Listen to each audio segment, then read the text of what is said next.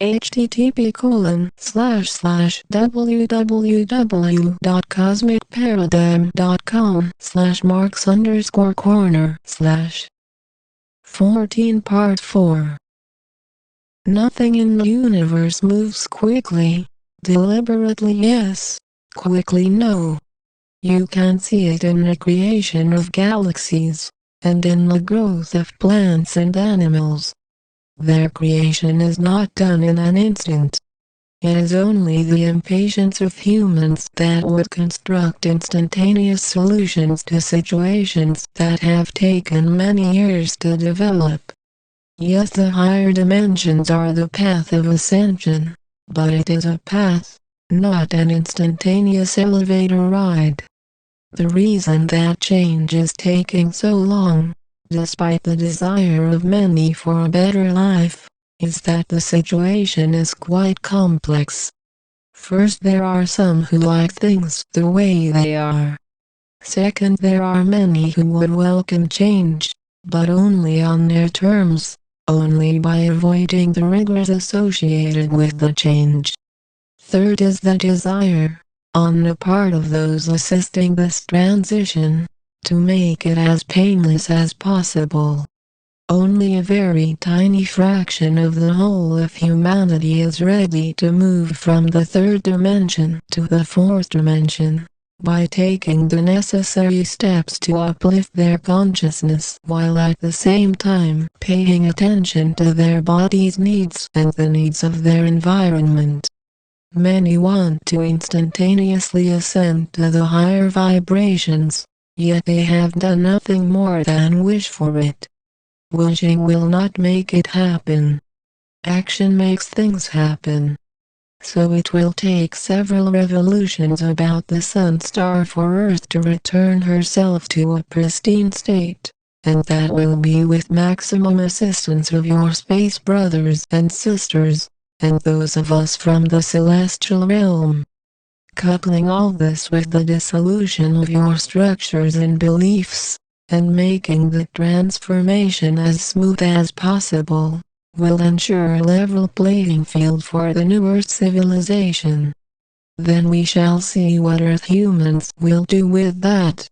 You will be assisted with electricity supplied by your space brothers and sisters. This will come first to the settlements of the caretakers, second to the surrounding areas, and third to the larger population. Again, it will not happen instantaneously in all areas. Again I say, yes, all is energy, but Earth controls all that is natural and she is dictating what will be on her new world. She plays an integral part in all creation on this planet, from newborn babies to tufts of grass. You as individual souls do not have the ability to instantly modify your physical surroundings. Yes, you can create your experiences, but that is only against the backdrop of a willing planet. So the time beyond 2012 will be a time of rebuilding. It will not be easy, as so little of the current structures and beliefs can be utilized. New structures will be put into place, in the context of oneness and collaboration. New truths will emerge to replace old beliefs. Look about yourself today. How long does it take to change a belief? Years. How long does it take to construct a new institution? Years. Even with the benefit of living in the fourth dimension, it will still take several years for the fullness of the new Earth to emerge. So a new civilization will slowly emerge after 2012. It will start in pockets that have been spared the worst of the chaos, due to their relatively benign attitudes and fearlessness. In these sacred pockets of community will emerge the new humans for the new Earth. Many are being led to these gathering places, knowing that they are to be part of the something new. Slowly they will emerge into viable communities, sustainable communities based on barter and collaboration, but living in love at a high standard of development, not cave dwellers. Your space brothers and sisters will come to mentor these communities. They will bring with them technologies that will enable these communities to develop quite rapidly. Rapidly, not instantaneously. During the dismantling and reconstruction process there will be many opportunities for soul growth, for experiencing, for setting examples, for leadership, and for discovering who you really are. It is a wondrous time to be present on Earth, a time of massive change, but also a time of great promise. All who are now present on Earth are invited to take advantage of this extraordinary opportunity. If you are digesting this message, then you are already functioning at a higher frequency. Recognize those situations in which you are without fear, without anger or anxiety, and when you are seeing all about you from a center of love. Find ways to remain in that state for longer and longer periods. In addition, discover the personal merkaba that will make your transition to the lighter densities much easier. It is my wish that by spelling out the earth transition that it will cause you to prepare yourselves physically, emotionally, mentally, and spiritually. I look forward to interacting with you in the higher dimensions. I am Adriel. I wish you a wondrous journey through the transformation. This is my final message in this series. I trust you have benefited from them.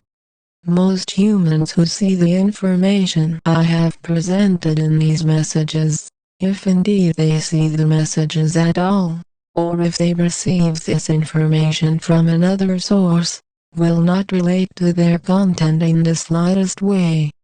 It is beyond their realm of consciousness. They do not see the larger picture, nor do they wish to explore the possibility of such. Unfortunately, this is a majority of mankind at this moment. The second group of humans will see the messages as fearful forecasts of what is to be. They do not wish to change from their comfortable lifestyles, so they will reject the messages as too radical, not based on science, not conforming to the current paradigm, or any number of other excuses. Fear will rule their response and they will reject the messages and the possibility of truth. This is a large percentage of the current human population of this planet. The third group of individuals will see the messages, will understand them to some degree, and will interpret them in their own way. This is most acceptable, as none of you understands the larger picture in the same way. Each person sees a facet of the larger crystal and interprets it in his or her own way.